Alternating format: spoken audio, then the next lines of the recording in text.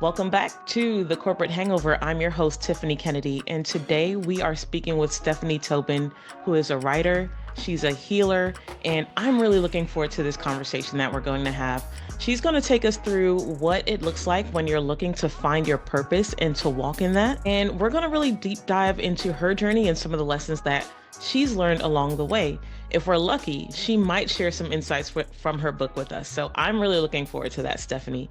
Welcome to the show. Thank you for having me, Tiffany. What a wonderful opportunity and experience it is to meet you today and to be available to inspire some other humans. Yeah, I like that. Inspiring other humans is always a good thing. And starting with your journey, could you tell us a little bit about your background and how you actually came about to even being in what looks like such a beautiful place in the background? I'm a little bit jealous and I'd love to know more. Absolutely. Well, FYI, I'm in Costa Rica. Let's think. I call myself the absent-minded professor, so just keep that in mind while we're talking. Okay, fair enough. Things are loosey-goosey with me. So, about three years ago, I was sitting on the rooftop in Mexico. I was working remotely for a job, and had got this download. There's no other way to say it as a download. It's a message from the divine, if you will. And it said, you're going to have three job changes. It's going to be mid-March, mid-August, and mid-October. And I was thinking, well, that's quite an awful lot, and I had just been comfortable with my position, but I had been sort of dangled an opportunity in front of me at this, we were at one of those business things called conference, business conference. And I was like, oh, okay, so maybe it'll have to do with that. Cool, whatever. March comes along. The opportunity is given to me along with great responsibility and all, along with lots of tears and lots of heartache and lots of challenges that I wasn't expecting and didn't really appreciate whatsoever. I am a person who likes to enjoy what they're doing, and that joy was lost as soon as I sort of walked this path, which is the path that I thought I wanted to walk, by the way, Miss Tiffany. I was like, yes, that is for me. That's definitely what I want. And then I walked it. I didn't want to walk it after all.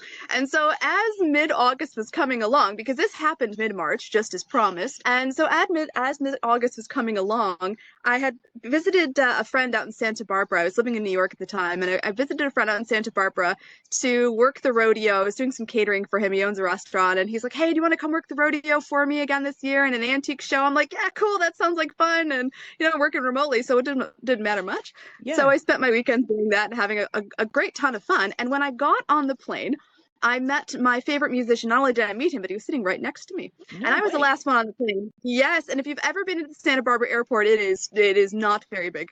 And I was the last one on, and I was approaching my seat, and I was like, oh, I saw his red hair, and I was like, there's no way. And I can't remember the facts here, but when I was younger, we'll say, because I'm older, when I was younger, I was like, I'm going to meet him. And I remember saying it just like, the sky is blue and my name is Stephanie, like I'm going to meet him. And it over the years, like I kept thinking about it. I was like, that was a weird thing for me to have said. Like, why did I say it so assuredly? That's so strange. And so I thought that over and over again. Now, as this is August 8th, okay, of the year 2023. So this is August 8th of the year 2023. Yes, 2023. And some people call this the Lionsgate portal, so a very energetic day. And before these things had been happening, I'd been receiving downloads, I've been receiving conversations, I've been receiving things from other realms, really. And I didn't know what was going on, but I loved it. I was like, oh, this is really cool. Yeah. And I've always been connected, but I hadn't really been that connected before. And so I was sitting next to him. I was like, excuse me, Brett. And he goes, do you know me? Because he's from Ventura, which is a very small town. And I was like, no. I said, but I've been a fan of yours for a really long time. And that's my seat. And so we chatted and he told me things. And I was talking to him and I said, I'm at a crossroads. He goes, how do you know? And Tiffany, I couldn't really explain. I said, well, that little voice that tells you things. He goes, I don't really understand. And I'm like, well, if I go into it too much, I'm not really confident in my answer, to be honest. I said, I just know. Enough. I just know, right? Like, I just know. And if I'm going to go into it too much further, I don't think I could. So I said, okay. I just know. And he goes, oh, okay. And then I was like, oh, I'm not going to bother him. And I started journaling. I'm like, I met Brett Didden in my journal as he's sitting next to me. And he's like, can you even read your handwriting? And I said, no. And then we continued our conversation, and what a lovely conversation it was. And so I get home and I get off the plane, and I knew it was a crossroads, and it had become very apparent to me what my crossroads was. And the message was very clear. I could choose the corporate life, and up until this point, my life was not easy. I had not caught one break ever in my life, like little small breaks, but I'd not caught one break.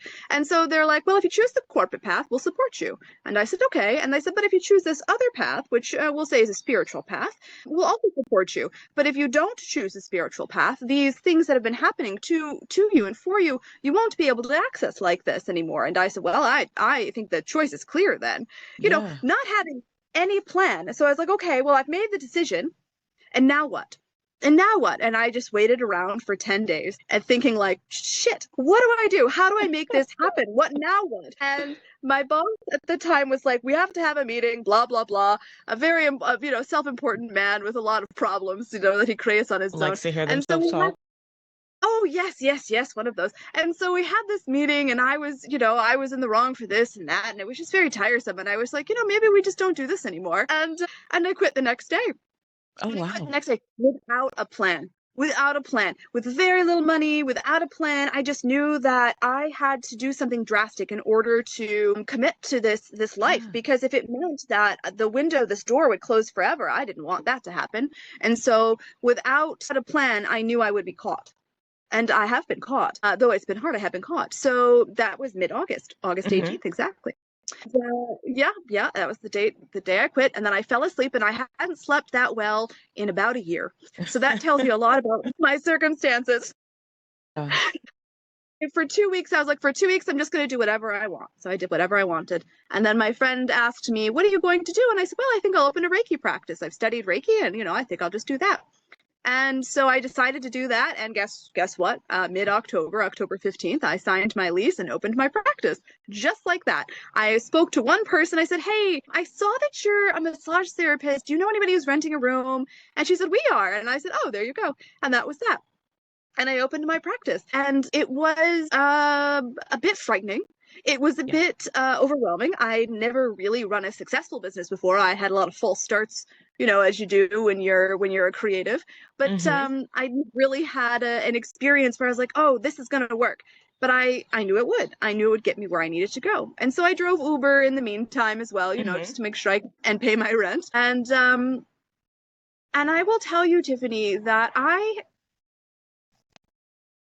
could not be more grateful, even though I don't really appreciate all the things that come with the driving for other people. I do Yeah. appreciate the people, and that Yeah. I found that every single person, just like every single person who became a client of mine, I found that every single person that came into my car was divinely put there. And I kid you not, Huh. I kid you not, I woke them all up. They came into my car, and by the time they left, they were going to start that business. They were going to quit drinking. They were going to whatever. Yeah. They were going to go back to church. They were going to whatever that it was that they needed in that moment. And these were people from all walks of life, from all the neighborhoods, from all walks of life. I traveled all sorts of places. And I found that that is part of who I am. And for so long I had questioned this part of me that awakens people. And when you awaken people, it's very uncomfortable because they're not asking for it. And it probably brings up quite a bit too, He does. And so a lot of people turn and run, or they do other crazy things. Yeah. And so I've had a lot of experience in my life where I haven't really appreciated that about myself. But these lessons and these blessings, because lessons are blessings, these lessons taught me to not only to lean into who I was, but to lean into the gifts that I have to bring to this world. I love And that. and when I was sitting on that rooftop in Mexico, one of the voices that also told me I was going to get all of these wonderful things, they're like, you have to go to Costa Rica next. And I said, no, I miss my dog. I've got to go home. And I did go home. And for 2 years, just it kept poking at me. Costa Rica. And I every single time that I tried to live a conventional life, even through my practice, even through this driving Uber, every single time that I tried to live this conventional lifestyle and avoid coming to Costa Rica, it fell apart, and it fell Really? apart in the most grandiose ways. And Wow. like incredible disparities came upon my life and challenged my beliefs and challenged my faith and challenged everything that I was doing. But I knew that I had to walk this path. I Yeah. knew that I had to walk this path. So I finally bit the bullet, gave up my apartment in August, closed my business in September, and then I left. And now I'm Wow. here. And Wow. getting here, this is, I think, the most important thing. When I was in my hometown, I was not energetically aligned with my hometown, with where I grew up most of my years. And it sort of felt like I could never be anything other than what I was. And I thought perhaps that was something I was making up in my mind. And Hmm. then I heard this thing, someone had said, well, when Jesus was in his hometown, he was only a carpenter. He was only ever a carpenter. When he Fair. was home, he could not create miracles. He had to leave home to create his miracles. And I was like, all right, well, let's see what happens. And so I got here, and that I all I did was arrive to Pavones, which is where I am now. I Hmm. arrived here, and the next day, these words started coming up out of me. And Oh, I'm wow. almost done with this season. I've only been here since February. That's amazing. That is amazing. What a journey. I actually want to go into two things really quickly with you. So the first part is if you don't mind us going back to mid-March, you got that promotion and went into that new role. And something that you said really resonates with me, which is a lot of us in corporate America, we tell ourselves that the next promotion or the next thing is what is Yeah. destined for us. And you got Yeah. it. And then you realize, no, this is actually what was not destined for me. What were your thoughts when you actually made that realization? It is a hard thing to come to when you realize Mhm. that something that you have been told, both, externally, you go, you get the degree, and then you climb the corporate ladder and you get the promotions in the office on the side of the building with the windows, and you're great. Yep. And then you start telling yourself that internally too, right? Like, I deserve that. That's what I should be. I need that title. And then you get it. And it's not what it was cracked up to be. That's a very hard place to be. It is, and it doesn't just happen in corporate America. It happens within our own. It happens within our own waking lives. Like if I just get that car, if I just get that house, if I just get that computer or that whatever it is. And I Mm-hmm. think it's a lesson in being present, in learning how to just be, right? In learning how to just be who you are and knowing that that is enough. It was a crash course in remembering a lesson I had already learned several times. But if you don't learn a lesson, the universe always makes it very difficult. And so this one was very painful because I just wasn't listening. Yeah. And it's a crash course in remembering that you, just as you are, just as you came here to this earth, are complete and whole and worthy of everything that comes to you. And that the next thing, anything outside of yourself, anything, and I mean anything, even this beautiful lush greenery around me, anything outside of yourself is never, ever going to heal you the way that going into your heart will, and facing those hard things that have happened to you throughout your life Yeah. that you are trying to fill with whatever it is you're trying to fill, whatever it is that dream has promised to you may fulfill. It will not, it will never, it Yeah. cannot. Only you are capable of making yourself whole. And when you become whole, you will realize that everything external is just a bonus. Yeah. Everything external is just an experience, as we were talking about. These flowers that I'm sitting next to, these birds that are chattering away behind me. What a delightful, delightful surrounding I'm in. What a bonus. I get to do this life here. How cool is I that? love that. I love that. So I then want to fast forward a little bit. You talked about not feeling energetically aligned when you went back. Mm, So when you went back to your hometown, and I thought that was such a poignant thing to say. mm, I can also imagine too, at that point, you were saying to yourself, okay, I really need to go ahead and make this step towards Costa Rica. yeah. In your life, did you have to deal with any maybe some pushback, or maybe them not even understanding that for you it came down to how do I feel? I'm not very well versed in energy. I would love to learn more, but how did you broker those conversations and what did that look like? Having to deal with maybe some external doubt. I'll put it to you this way. Other people's opinions about what I'm doing or who I am are none of my business, right? I don't really, for a long time, my decisions were based upon, oh, what's my mother going to say? Oh, what's Yeah. my friend going to say? Like, oh, I Yeah. better counsel with them. Like, what are they going to tell me? And every single time I followed their advice, what a load of shit. Thank you for being real with me, Stephanie. Here we are. because, because I cannot live your life. Yeah. You came here to be your energy, to be who you are. And a true friend, a person who is meant to be in your life will say, well, I trust that this is what you need because that's what you say. And there have been very few people in my life. There are very few people in my life. There are less people than there are fingers on this hand Mhm. that have supported me throughout my life. And one of them has passed away this last year. I'm sorry to hear And that. it's I thank you for that. But that it has never stopped me, because perhaps I am quite stubborn, but it has never stopped me from getting back up and still asking my heart, okay, what next? What next? Because if I was to spend my days seeking approval from other people or worrying about what other people had to say, well, I would just be stuck, wouldn't I? I wouldn't be here, that's for sure. Fair.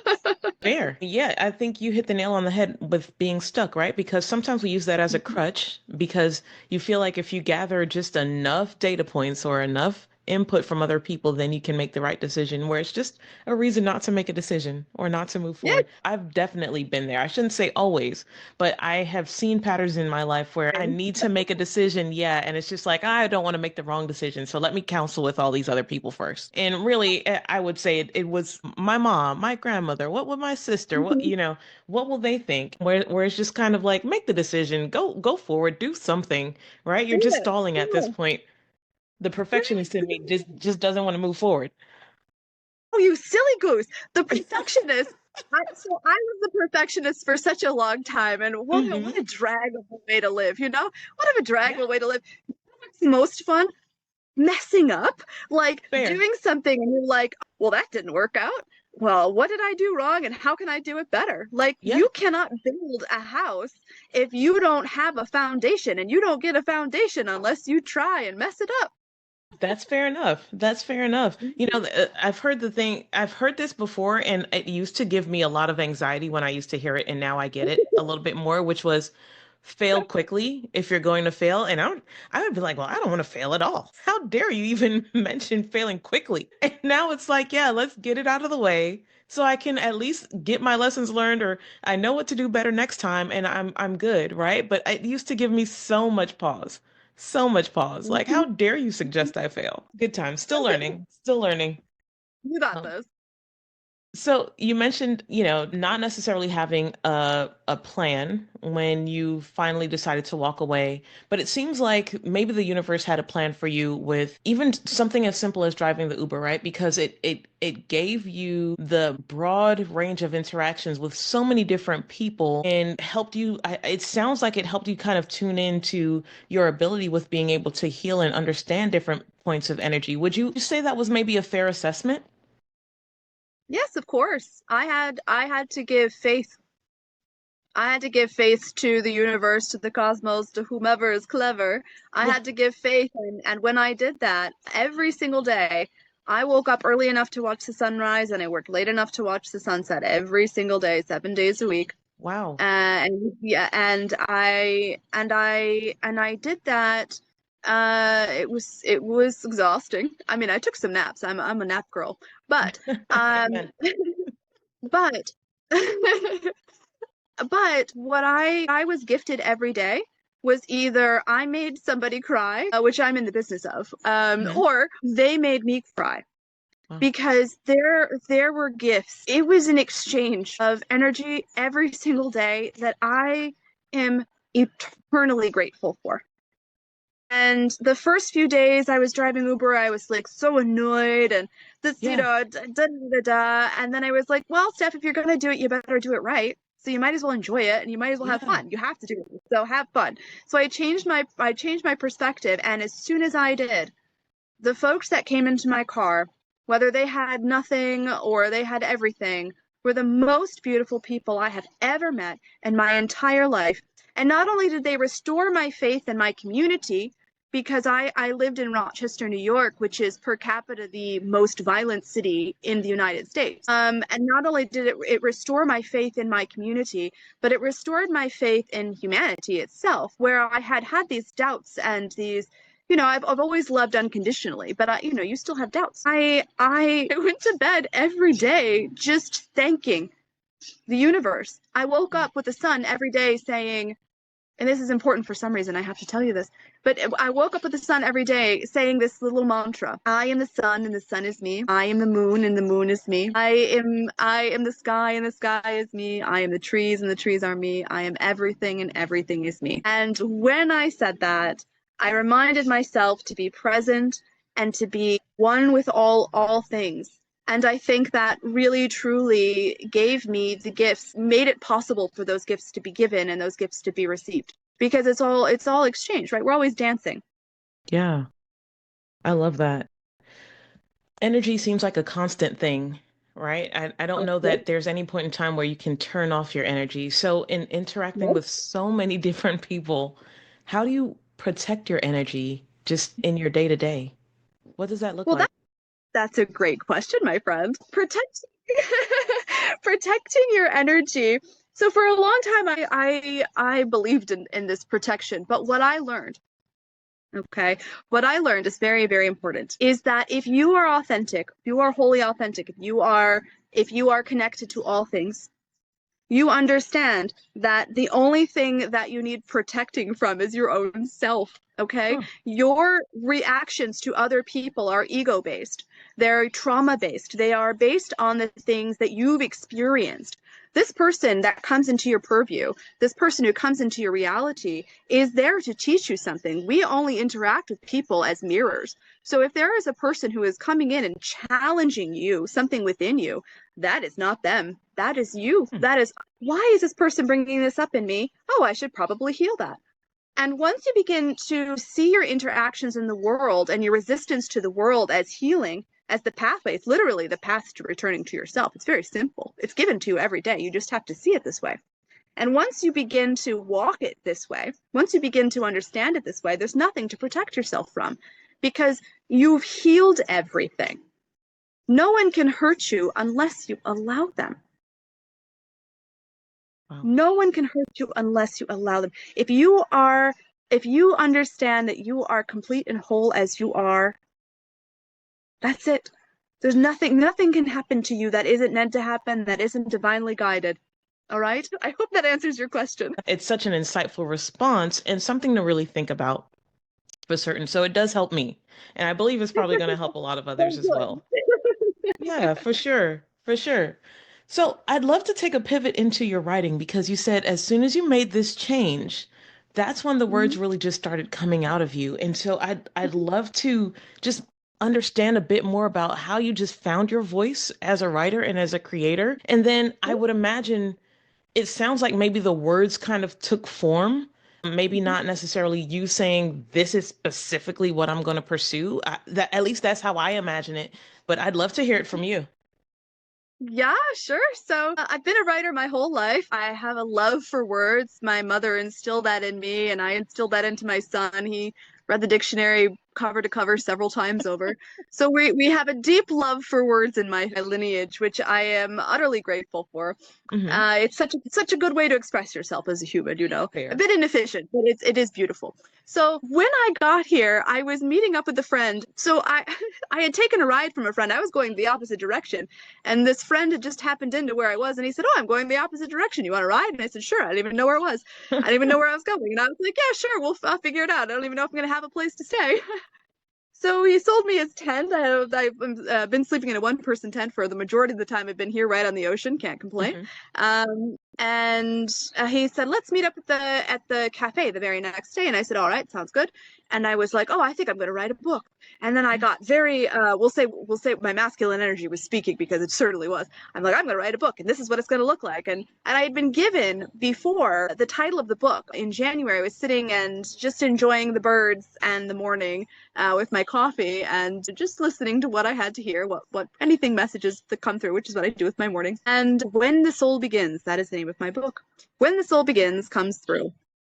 And I was like, oh, I have to write this down in my little, I have got tons of journals in different sizes. And I was like, oh, we'll write this down in my little journal, which is for singular ideas, you know. And so I wrote it down in my little journal. It's the first thing in there. And then I closed it and didn't open it up again for like a couple of weeks. And so when I got here, I was like, oh, it's going to look like this, and we're going to do this, and blah, blah, blah. And I started writing about telepathy. And then I said my goodbyes, and I went back to my space, my camping spot here. And I didn't like it. I didn't like it at all. I didn't know why I didn't like it, but I didn't like it at all. So I was having a conversation with a friend, and he went to go do his thing. And after this conversation, it's as if fireworks went off. I don't know how else to explain this, but it's just like fireworks went off, and my energy exploded in this most beautiful way. And I got my laptop back out, and I wrote a chapter, and I was like, holy cats, this is it. This is it. And so the process of writing has been quite beautiful. I've always known that I've wanted to write. And so I've also always known that I've wanted to go and speak to people publicly around the world. And so I joined Toastmasters like when I was in my teens. Like I started writing on Medium, like just little articles this past year, just like, I have to find my voice. I have an Instagram that like, it's okay. But the only goal was to find my voice, just to practice. Like, I don't care if it's perfect. I don't care if it's good. This is what I'm going to do. And I'm just going to do it until something clicks, right? Until it works or it doesn't. And I'm just going to keep recalibrating. But at no point am I going to compromise my integrity to my message and to who I am. I'm not going to try to fit into a box, because I do not fit into a box. And so I'm not going to put myself into this box, because what I have to say is not box worthy. And I refuse to do it. That's fair. And you did mention that when you try to live a conventional life, it just didn't work for you. So then why would you keep going back down that path? Yeah, no, absolutely. Revolutionaries do not walk the paths of others. They walk their own paths. And I've always walked my own path, much to the chagrin of other people. But, who cares about them anyways? I don't even remember who they are. So the process of writing has been so beautiful. I get up in my day, and it's really how I structure my day. Okay. It's really a dance of feminine and masculine energies. So the feminine energy, for our listeners who aren't familiar, the feminine energy we could call it the yin and the yang. There's all sorts of things. The feminine energy is about receiving and creating. The masculine energy is about destruction and force. Okay. And so in the corporate world, women are very much in their masculine energy in order to survive it, which is why they're hella exhausted. I was like, not gonna do that with my life, right? Like, we're not gonna do that. We're gonna discover our feminine energy. So a lot of my healing and a lot of my discovering, because I had to go on a healing journey, really, but a lot of this went on my relationship to the feminine and the feminine energy. And so what I've learned is that if I live a balanced life, which looks like I get up when I get up, whenever I feel like getting up, usually when I'm sweating in my tent. So whenever that happens to be, I get up and I wake up my lymph nodes, and I do a little stretching, and I eat half a papaya, and sometimes I walk to the coffee shop, or sometimes I just walk the beach, but I get a little exercise in first thing. And then from there I do a little writing, and then from there I take a little nap, or I go swimming, and then I do a little more writing, and then from there I dance. I usually dance the sunset into this bird. I don't know what bird this is, but if you can get rid of this bird, I do hope you can, because this bird is just too much. Bird is part of like a co-creator for this episode right now. I think that bird actually deserves some credit, wouldn't you say? He's in his masculine energy. I did ask politely if they could hold off, but nature will be nature. So anyways, I have to dance every day. Yeah. It's part of my creation. And then sometimes I write some more and sometimes I don't. And some days I don't write at all. And what I have been discovering in this process is that in the beginning I would get frustrated when I wouldn't want to write. I'd be like, why am I not writing? That's not productive. Hold up. This isn't the life that you wanted to live. You didn't want to live a life based around your worth is not based around your productivity. Get out of here with that. That's old energy. Let it go. So I had to recalibrate. Let it It's go. crazy how it sneaks in. So silly. And so it would sneak in and I'd have to release it again. And when I would release it and I would dance and I would walk and I would swim and I would talk to friends and I'd go, there's literally the place to hang out here is called the Wall, and it's literally a wall. This is a surfer town and it's literally a wall. And I didn't believe it until I saw it. And you sit on this wall and you watch the surfers, or you're a surfer and you sit on the wall and you take a break or whatever, but it's just where people come to hang. So sometimes I hang out there and sometimes I talk to the birds and whatever. But in these moments where I am like in rest mode, enjoyment mode, really where I'm just present, is when things come in. So then I have always got a notebook nearby where I'm like, oh, that's what I'm going to write about. That's what I'm going to write about. And then it's usually one, maybe two things. And then as I sit down and write, the more words flow out of me. And I will tell you that I am a conduit.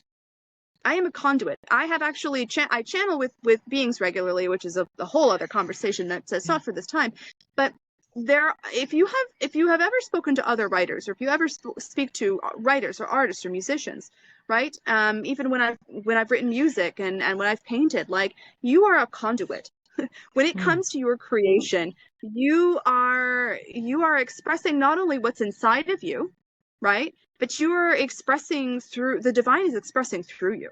And so if you allow yourself to be open and to receive while you're creating, you are all the more better for it. So, I never became a better artist than when I didn't care what it looked like. When I was just like, well, this is fun, isn't it? Yeah. Painting actually looked like a sunset, and it actually had some depth, and it actually had some highlights. I was like, oh, I can actually do this, turns out. I love So that. yeah. So that's my process, more or less. I'm always verbose, so I do appreciate you. No, absolutely. It works, right? Because I want to hear, I want to listen, and it's such an incredible story. And KPI always just wants to sneak its way in. And it's great that you caught that and you're just kind of like, wait a minute, let me take a step back and realize and understand where that's coming from. Right? Hold up. Really great lesson. I was having a conversation with someone the other day, and just really just relaxed conversation. And I had the nerve to say, hey, I want to circle back with you on that. Where in the heck is that coming from? We don't circle back. We don't do all that nonsense. Speak like a human, right? You're not a cog in a machine. You're not, your life isn't based on how well you performed XYZ. We're human. And so I Yeah. loved hearing you say that. I wouldn't imagine how that way that it just kind of sneaks in there and just kind of gets you caught up. Yeah. So good on you for noticing that. Uh, Unlearning. Unlearning. Like, returning to yourself, Tiffany, it's a whole unlearning process. And it's so uncomfortable sometimes. yeah. It's why most people turn back. It's why most people don't walk this path, because it means that you have to go into this unknown energy. You have to throw caution to the wind. You have to take leaps of faith, and you have to Yeah. know that you're going to be caught. And Yeah. most people, they don't want to do that because it's too scary. Yeah. And gosh, Molly, can you imagine if everyone faced what was bringing them down and keeping them stuck? Can you imagine if everyone was just set free? If we could evolve past our egos, can you imagine what that world would look like? That is the world that I imagine every day, and that is what I move towards every day, and that is why I'm writing this book. This book is to help awaken as many people as possible. As a healer, I deal one-on-one, with clients, and I love it. I love it. However, I realized that I don't play small. As a person, I've never played small. And that it is so important to me to get out to as many people as possible. And I have known for my whole life that I was going to do this. I have known since I was very little that I was sent here to do something very big. And so I had to decide. I had to decide to get out of victim mode.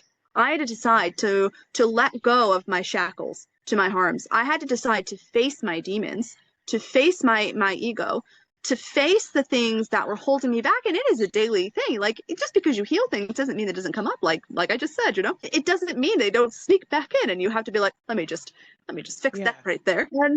And if I could encourage anybody, and this is what I hope to do with my book, of course, Yeah, but in of this course. moment, in this platform that I have, this opportunity that I have right now, if I can encourage you to do it scared. I know it's one of those cliche sayings, but it is so freaking true. Do it scared. Do not think that I, just because I'm doing this, that I have not been terrified, that I have not had doubt, that I have not had a place in my heart where I've been like, well, I don't know about that. But if my intuition, if my heart, which is what I operate from, I no longer operate from my mind, and I operate from what my heart says. I wake up every day and I'm like, heart, what are we doing today? And that's what we do. In every moment, that's what we do. And so if you learn to operate from your heart space, that is ascending. Yeah. That is going beyond what we are as humans, because your heart is an energetic force, and it knows exactly what it's supposed to be doing it for you and for your greatest good. And that is the challenge. And I challenge you, and you can do it. I love it. I love it. Stephanie, I know we're getting a little bit close on time here. Would we be able to bother you just to hear a little bit from your book, if that's okay? Yes, Mama, of course. Just give me 1 second. I gotta Sure, open take up your my time. computer, and then I have to be able to see, which is, if you can see, I have glasses. It's always a challenge. Seeing helps, Let's see. yes. I love the red, by the way. Thank you. They actually broke this morning, so we're doing this half-mast. All right, so we're going to read the chapter Seek First to Understand. Most of us move so fast that we cannot see our current surroundings with the reverence and presence they deserve, always focused on the destination, not realizing that life is only a moment. Here, in the stillness, in the now, we can understand everything. We can understand that we must slow down and that we must open our minds and our hearts. When I speak of seeing, I am not speaking of the five senses we are aware of. To be clear, I mean to hear without hearing, to know without knowing, to see without seeing, and so on. Perhaps this is more unclear than clear, but it is what I am speaking to. The plants always have something that they want to say to us. The plants are always here to give us answers. The animals have much to tell us. The wind, the rivers, even the table you are sitting in front of now has things to tell us. You wonder how. I know that what I am saying is to challenge your understanding, but in this fact, take heed. Everything is energy. As such, to understand energy is to communicate in a way that is give and take, in a way that is lyrical, and to know that even if the exchange is not equal in the moment, that the cosmos will always balance, which is why it is most important to understand the energy around us, to be in communication and to be able to live in give and take so that we may grow this new world from the ways of everything that already is. This is the only way that we can achieve unity completely. Seek first to understand everything in your world, and the harmony and peace and joy in your life will amplify, as will the people and all that is within proximity thrive. I love that. Thank you for allowing me to share. If there is a word I think at least I needed for today, I think that that is it. I mean, just being open. Mhm. And I'm you don't have to thank me. Thank you for sharing that. Thank you for sharing that. And You are. I'm kind of being greedy now, in terms of timeline for when, when your book will be coming out, when the soul begins. What does that look like? What's that timeline? Oh well, gosh golly, I've never written a book before. So I am I have a very small circle, as I have admitted to you. I've reached out to somebody. I am most likely going to finish in the next few weeks writing it, and then I have to edit it and all of that jazz. But I Makes sense. have I I have nothing to lose. We'll put it that way. I have nothing to Yeah. lose. And everything to gain. At this point in my life, there I have very, very little. And it does not stop me and it does not slow me down. And so perhaps this will help me to get this project off the ground faster, and perhaps this will lead me down a path that will get this faster. But I have begun to reach out to people who can help, and I am at the mercy of of others for this. And Okay. so I don't know. But Okay. And as that soon as possible, Tiffany. what I think the next best thing would be if you could tell us or the listeners where they can probably maybe find or keep track of any updates from you. Yes. So I ran into a friend and he has told me to create a Kickstarter campaign. This is just Nice. yesterday. So this is just yesterday. So I will have my Kickstarter campaign up and running by the end of the week. So hopefully, I don't know how long your process is, but we'll attach that to this and whatever and whatever. And it was clever. We And absolutely you can will. read it there and support me there, and we'll get this out sooner than later. And people who support me will get an ebook, and those who give a little more will get a signed copy. A little more, you'll get to meet with me, etc., etc. So what a wise friend I have met, and the universe always provides when you're least expecting it. Absolutely. Yeah. And we can work together and we will update the show notes to include any and every bit of information that we need because I think this is going to be something that helps so many people. And I'm looking forward Thank to reading you. your book as well. So I Thank got you. one last one. I'm going to end All it with right. a last little question here that I'm really interested in hearing. So if you could go back and speak to yourself before you started this journey, what advice would you give yourself? So I'm going to counter your question. So yesterday I was walking the beach. Hmm. And I don't remember why I was walking the beach, just because I was walking the beach. And I looked back, and the moment I looked back, a dead crab, this crab wasn't even alive, a dead Yeah. crab leg poked my foot so hard that the claw stuck in my foot, and I Oh, had to take it out. And I was like, ow, what the heck? yeah. And I heard, don't look back. So while what has happened to me has shaped me, and while I could very well give you tons of beautiful things to give to my former self, I rather enjoy that I had to discover each and every place, each and every mountain, Yeah. each and every valley without this prior knowledge, because it makes it all the more rewarding for me to be where I am. And so to understand that the unknown, because this is really what it's about, that the unknown is where everything is. That's where all your answers lie. So to I trust love in that. that and to have faith in that. I love that.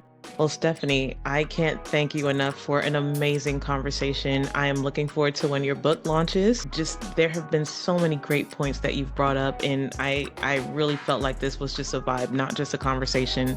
And so thank you so much for being willing to be a guest on our show. Oh, you're welcome. What a pleasure. You're such a treasure, my friend.